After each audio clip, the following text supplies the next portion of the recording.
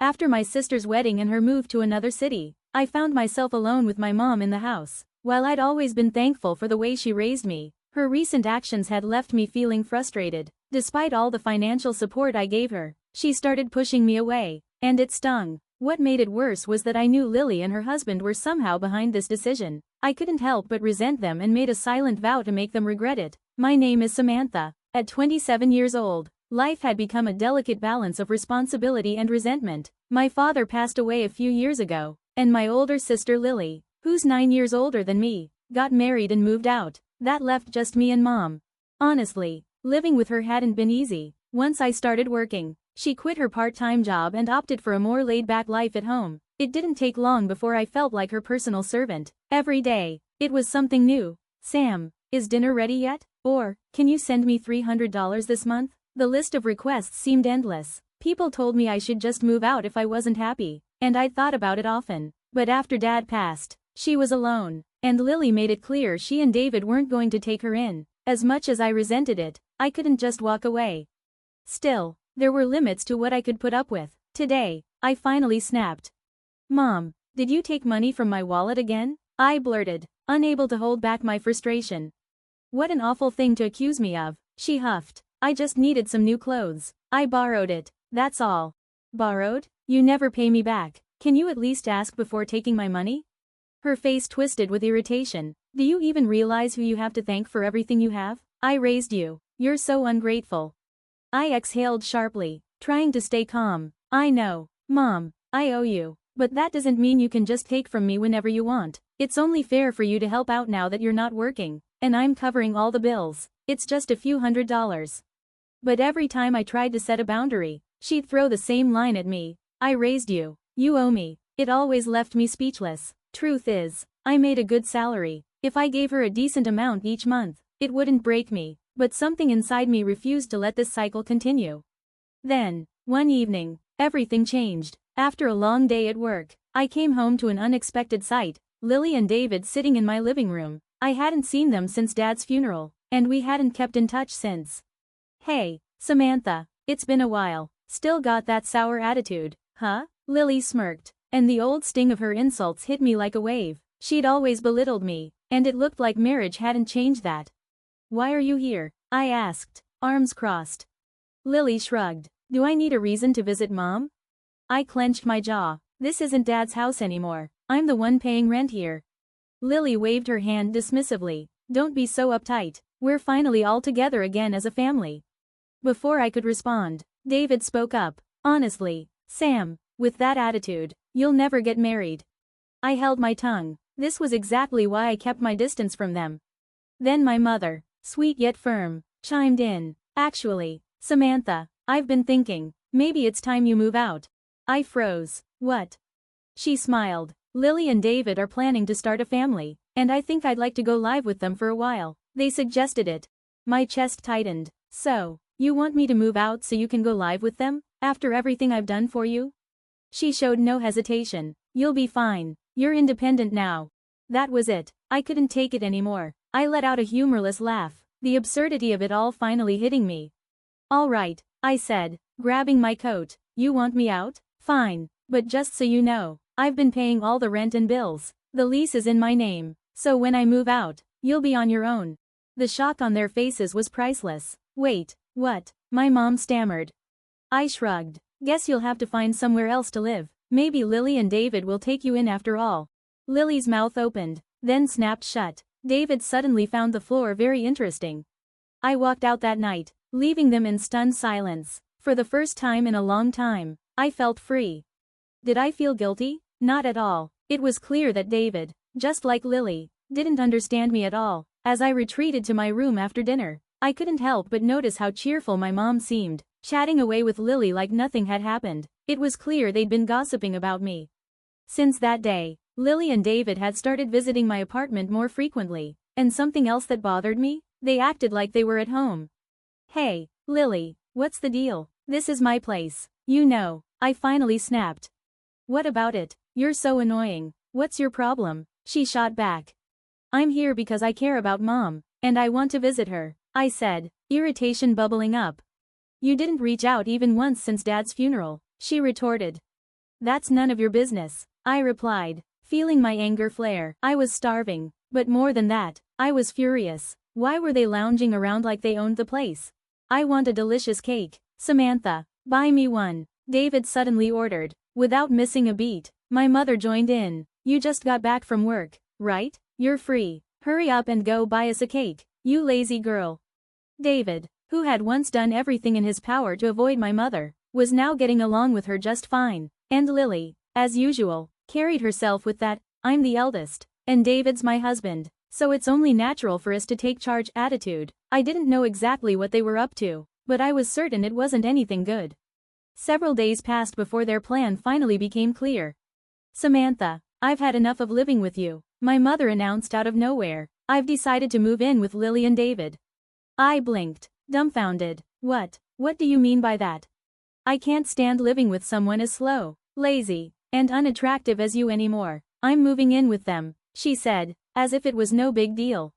My mind raced. I had to be hearing things. The couple who had always avoided living with my mother, now they wanted her to move in. What was going on? Just then, Lily and David arrived, almost as if on cue.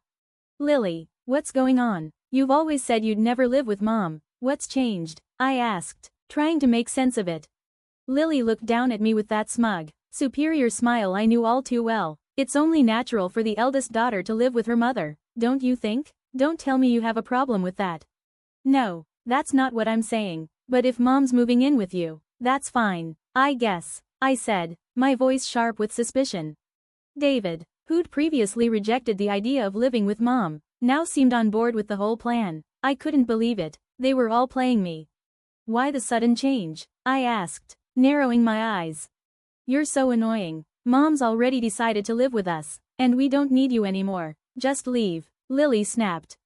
Leave? My blood ran cold. All these years, they'd left everything to me. Now they were tossing me aside like it was nothing. Disgust curled in my stomach as I looked at Lily, who still held her arrogant attitude. It was clear now, Lily and David were up to something. I just didn't know what yet.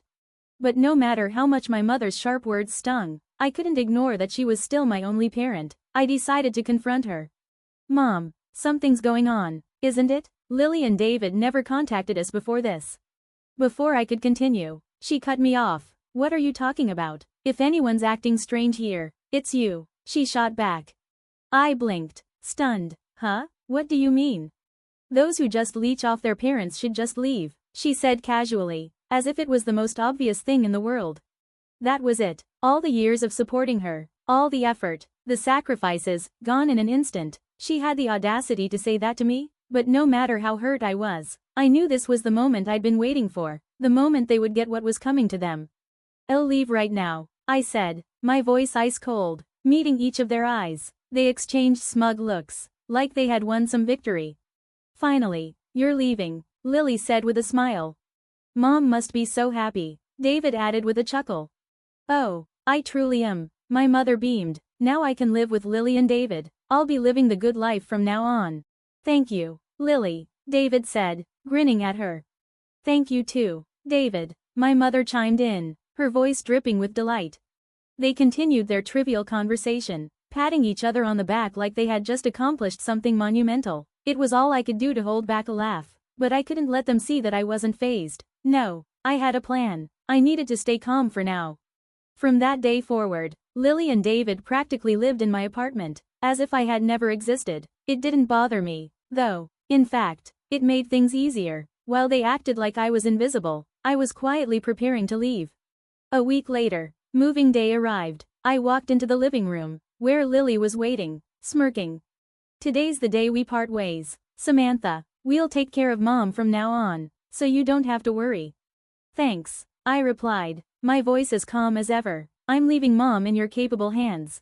Something in my tone seemed to unsettle Lily, but before she could respond, my mother came up to me with a smug grin. I hope you get married soon, Samantha. It would be a shame if you stayed single forever. Everyone would call you a loser, she said with a laugh.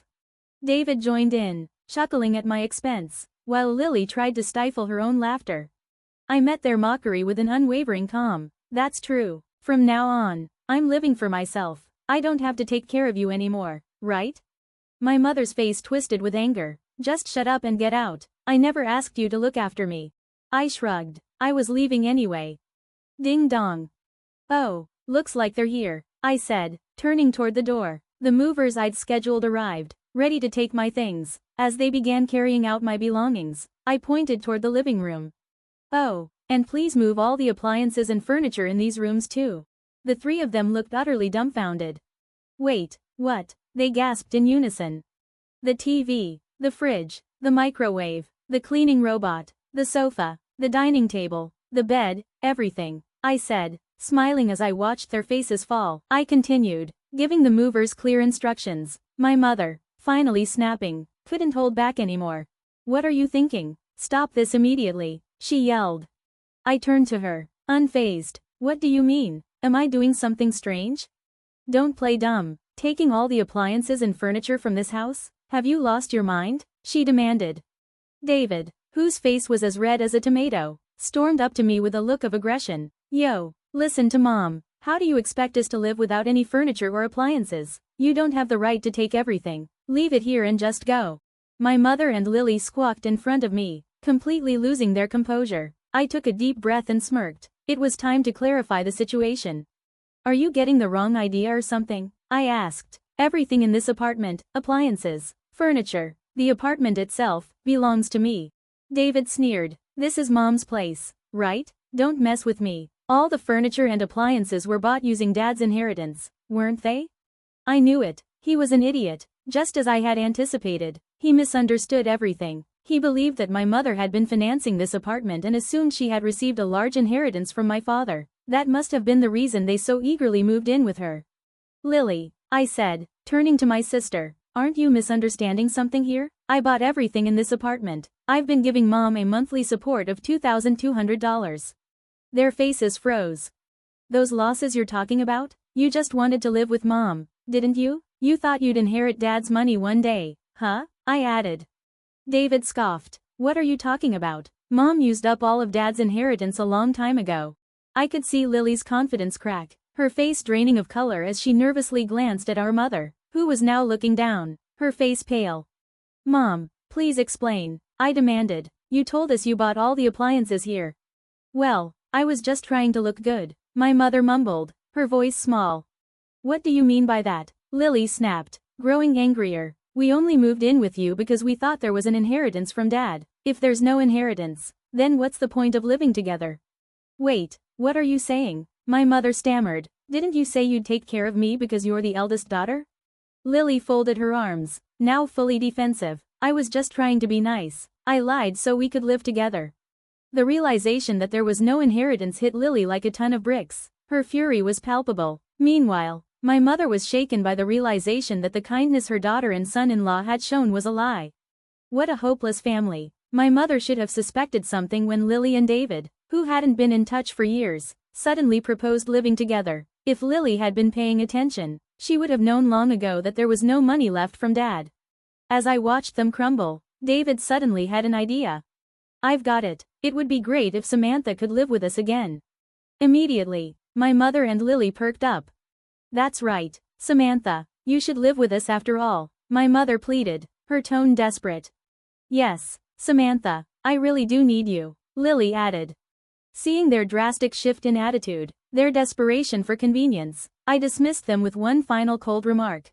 What are you even saying? Don't make me laugh. There's no way I'd live with trash like you all, I said, my voice icy. I've decided to live only for myself from now on. Whatever happens to you, I couldn't care less. Why don't you all just happily ruin your lives together? All three of them, my mother, my sister, and David, looked utterly defeated. They sat down, as if their knees had given out, staring blankly ahead. Goodbye, do your best as a family, I said, and closed the door behind me. In just 2 weeks, the lease for the apartment would end. Since it was under my name, they would probably be forced to leave, but that was none of my business anymore. About a week after I successfully moved, as expected, I received a call from my mother. Samantha, please, I can't live like this. Come back, she begged. There's no way I'm coming back. Why don't you have that idiotic couple take care of you? I replied, unmoved. Actually, it seems they quit their jobs and moved here because they thought I still had your father's inheritance. They really are terrible people. Aren't they? She said, the realization sinking in.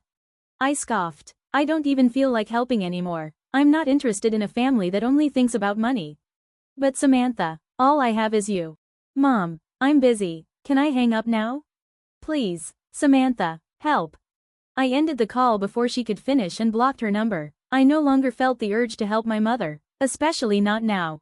Rumor had it that my mother, Lily, and David were evicted from the apartment after that incident. They ended up spending all of Lily's remaining savings to move into a shabby apartment. Apparently, my mother still didn't work, and she argued with David almost every day. Lily was the only one bringing in money, working from dawn until dusk just to make ends meet.